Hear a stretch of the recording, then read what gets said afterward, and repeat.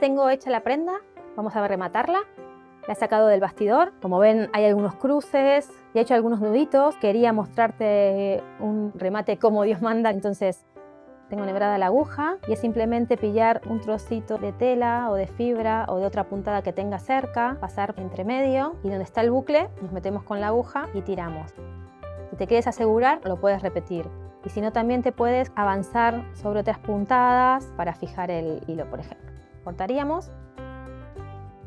Lo que puedes hacer cuando te quedan trozos chiquititos de los hilos o no puedes rematar con la aguja es simplemente, según el hilado que tengas, abrir la hebra y hacer un nudito al uso. Si bien, por ejemplo, aprovecho para comentar que el hilo perlé o el hilo retors que era antes no se divide en las hebras para bordar, sí las puedes abrir para anudarlas sin problema. Uno de los cuidados que te recomiendo para preservar el bordado en la parte trasera, para que no se te deshagan los nudos o no tengas ningún problema, es usar una entretela adhesiva. Se encuentran en las mercerías, es una tela que viene en distintos grosores. Yo siempre uso la más finita, hay también en negro, para que sepas, y tiene un poquito de pegamento. Y el pegamento es el que va a ir sobre el bordado.